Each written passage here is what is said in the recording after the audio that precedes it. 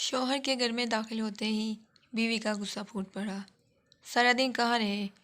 Office میں پتہ کیا، وہاں بھی نہیں پہنچے۔ معاملہ کیا ہے؟ میں شوہر کی ہلکلاہٹ پر بیوی پھر برسی۔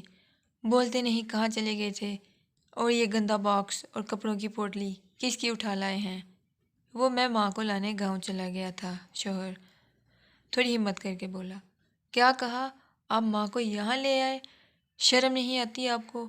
تمہارے بھائیوں کے پاس انہیں کیا تکلیف ہے؟ بیوی چراغ پا تھی۔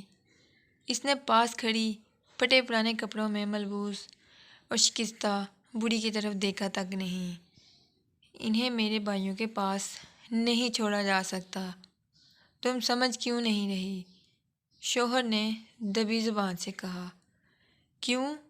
یہاں قارون کا خزانہ رکھا ہے۔ تمہاری 20,000 روپے کی تنخواہ میں بچوں کی پڑھائی اور گھر کا خرچ کس طرح چلا رہی ہوں، یہ میں ہی جانتی ہوں۔ بیوی کا لہجہ اتنا ہی شدید تھا۔ اب یہ ہمارے پاس ہی رہے گی؟ شوہر نے سختی سے پیروی کی۔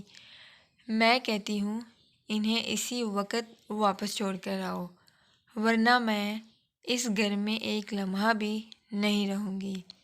اور ان مہارانی صاحبہ کو بھی یہاں آتے ذرا سی بھی شرم نہیں آئی۔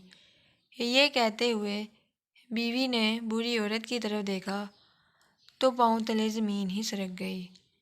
چپڑتے ہی بیوی بولی، ہاں بیٹی، تمہارے بھائی اور بھابھی نے مجھے گھر سے نکال دیا۔ داماد جی کو فون کیا تو یہ مجھے یہاں لے آئے، بڑھیا نے کہا۔ تو بیوی نے چہکتی نظروں سے شوہر کی طرف دیکھا اور بولی، ڈارلنگ، آپ بھی نا بڑے وہ ہیں، پہلے کیوں نہیں بتایا کہ میری امی کو لانے گئے تھے؟ آئی لو یو۔ کاش ہمیں یہ بات سمجھ آ سکے کہ ماں تو ماں ہوتی ہے، کیا میری ماں اور کیا تیری ماں۔ امی آپ